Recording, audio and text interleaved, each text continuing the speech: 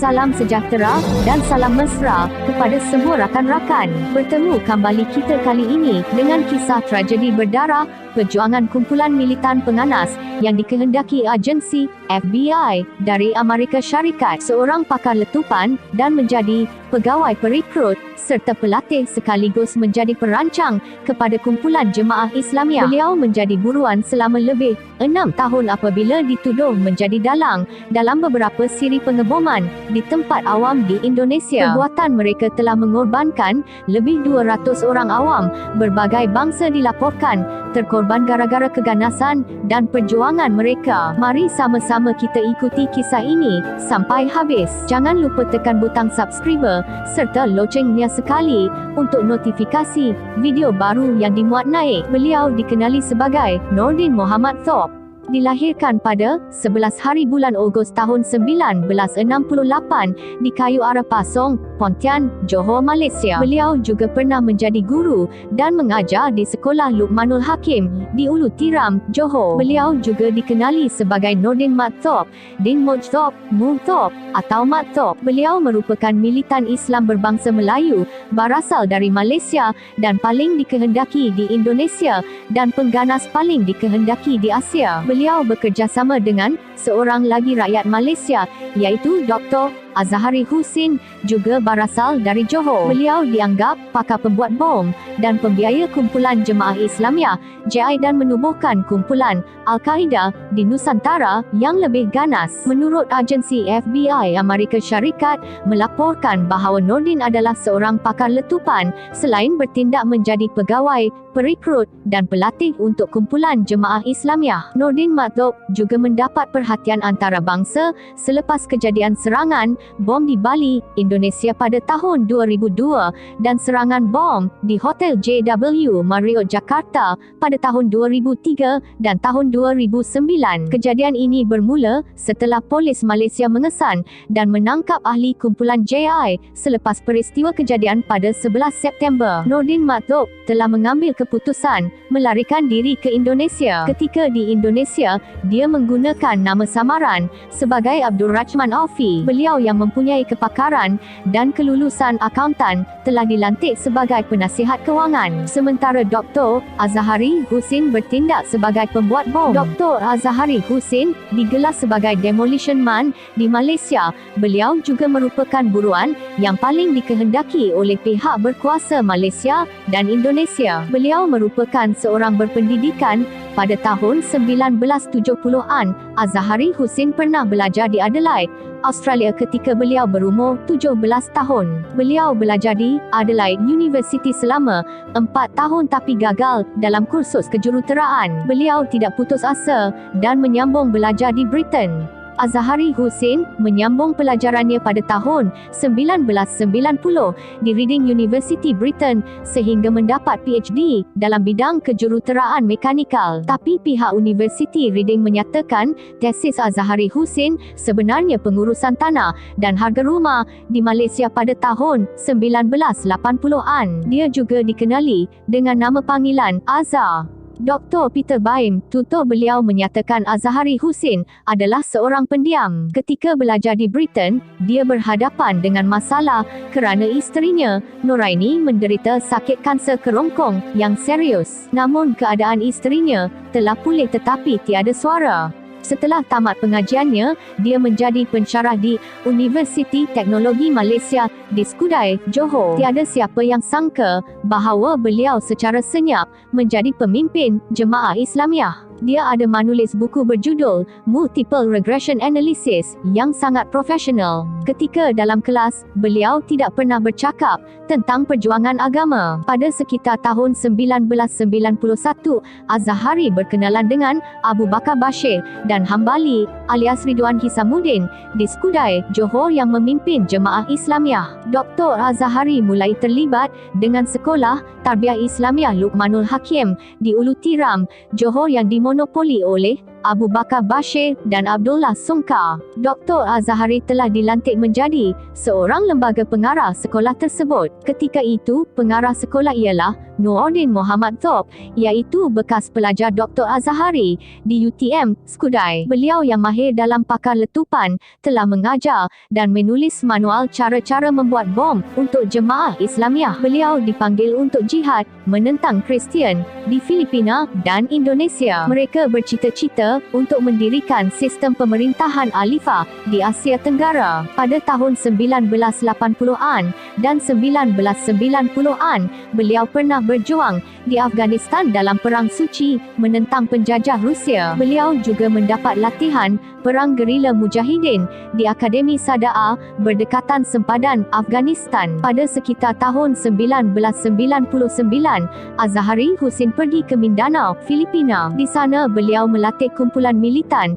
cara penggunaan, pembuatan senjata dan letupan. Fathur Rahman Al-Ghozi atau Mike the Bomber membina laman web tentang cara-cara membuat bahan letupan. Dr. Azhari dan Fathur Rahman mendapat latihan di Kandahar, Afghanistan selama 2 bulan tentang cara-cara membuat bom. Dr. Azhari Husin bersama Nordin menyertai Taifah Muqatilah, iaitu unit tentera dalam Jemaah Islamiah. Mereka telah membuat satu markas tersembunyi di Poso, Pulau Sulawesi. Walaupun pemburuan Azhari Husin dijalankan setiap masa, tetapi beliau gagal ditangkap kerana sentiasa bergerak dari rumah ke rumah setiap hari. Azhari Husin bekerjasama dengan Nordin Muhammad Thob, Zulkarnain dan Nur Matin, seorang pakar elektronik. Dr. Azhari Husin merancang menggunakan 4 tan amonium nitrat yang diisi dalam trak untuk membuat serangan bom. Amonium nitrat itu disorokkan di ladang pisang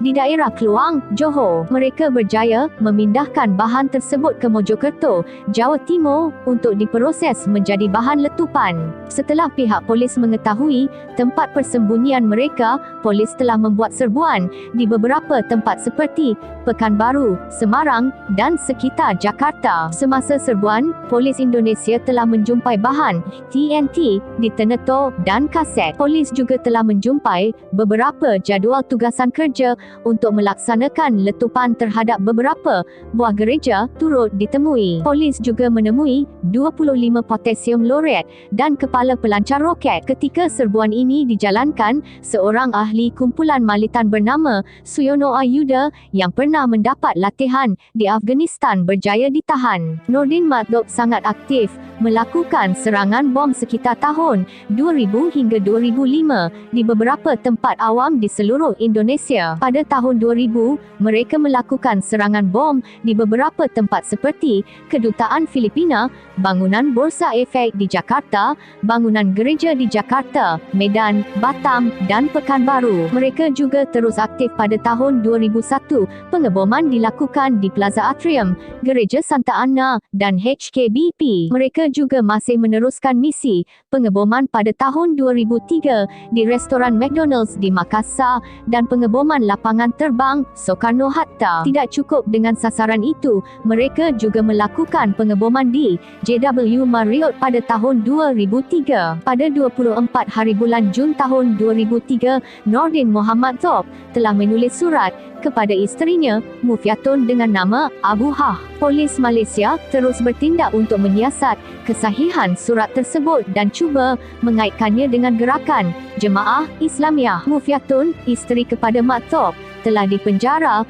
pada bulan Jun 2005 kerana enggan memberi kerjasama dan maklumat tentang suaminya. Pada tahun 2004, pengeboman terus dilakukan kumpulan Nordin di Bas Poso, bangunan Pasar Palu dan Kedutaan Australia di Jakarta. Pada tahun 2005, mereka juga telah mengebom bangunan Pasar Tentera. Pada awal bulan Januari 2006, Polis Indonesia menyatakan Nordin telah mengetuai Pertubuhan Haram Tanzim Kaidat Al-Jihad atau Pertubuhan Perjuangan Jihad. Pada 29 hari bulan April 2006, Nordin nyaris tertangkap apabila rumah selamatnya di Binangun, Jawa Tengah diserbu Polis Indonesia. Dalam kejadian berbalas tembakan, 2 suspek pengganas berjaya ditumpaskan iaitu Abdul Hadi dan Jabir telah terbunuh. Beberapa bahan letupan turut ditemui di dalam rumah kediaman mereka. Nordin dan kumpulannya terus menganas melakukan serangan di dua buah hotel iaitu Hotel JW,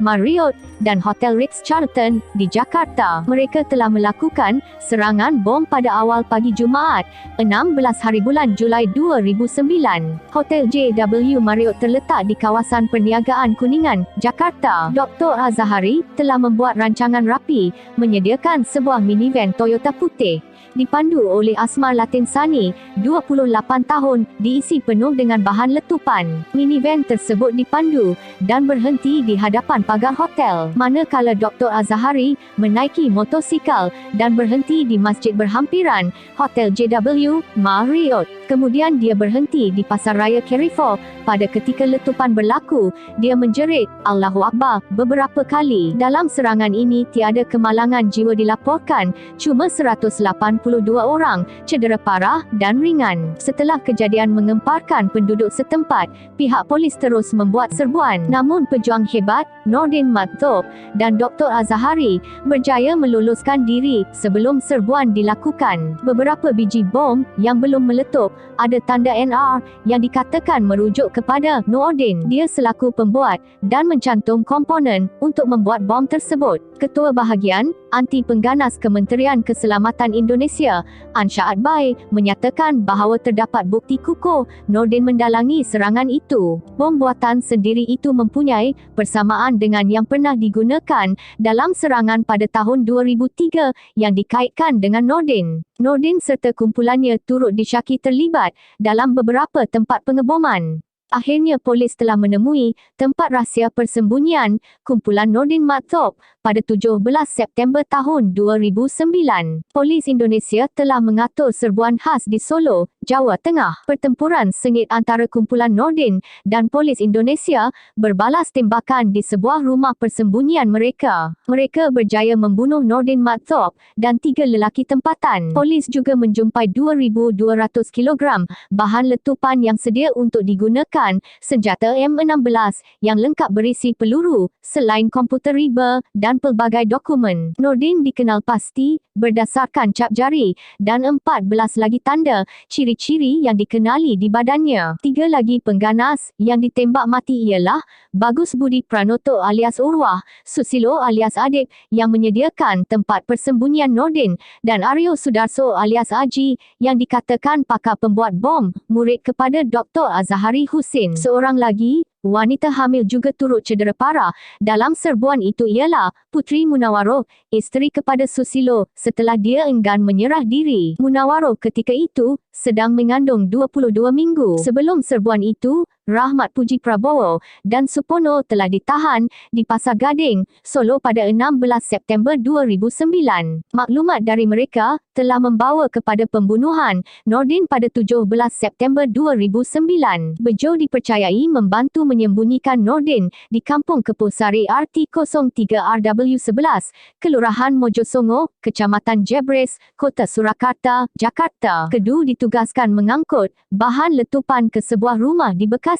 Rumah ini telah diserbu pada 8 Ogos 2009 dan menyebabkan kematian 2 orang suspek pengganas. Hadi Sosilo dikebumikan di Desa Kagoan, Pajang Laweyan, Solo. Bagus Budi Pranoto dikebumikan di Kudus, sementara Aryo Sudarso dikebumikan di Purbalingga. Ketua Polis Indonesia, Jeneral Bambang Hendarso Danuri, menyatakan jenazah Nordin dibawa pulang ke Kluang, Johor, pada 1 Oktober 2009. Jenazah disimpan sementara di Hospital Polis Kramat Jati. Polis Indonesia terutamanya pasukan khas anti pengganas Densus 88 bekerja keras selama 9 tahun sebelum berjaya menumpaskan pasukan militan yang diketuai oleh Nordin Maktub. Pada bulan November tahun 2009, beberapa hari selepas Hari Raya Aidilfitri, Dr. Azahari dilaporkan oleh pihak berkuasa Indonesia telah meletupkan dirinya bersama beberapa pengikutnya setelah tempat persembunyian mereka di sebuah villa di Kota Batu, Indonesia diserbu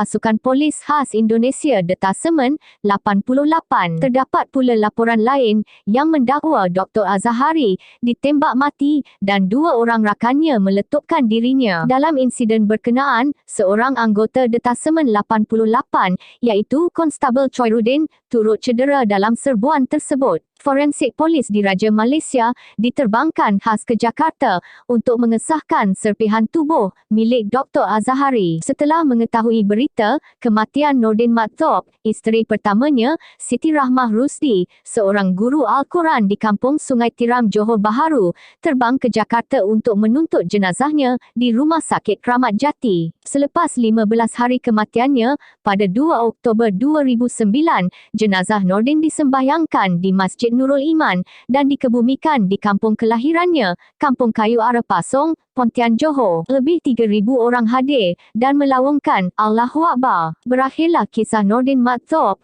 tragedi berdarah, perjuangan kumpulan militan penganas yang dikehendaki di Indonesia dan agensi FBI dari Amerika Syarikat. Jika anda rasa ini bermanfaat, jangan lupa terus bersama Macam-Macam Trend Channel, tekan butang subscriber serta loncengnya sekali untuk notifikasi video baru yang dimuat naik. Salam mesra dan semoga sukses selalu. Sampai kita jumpa lagi di lain masa dan lain waktu. Sekian.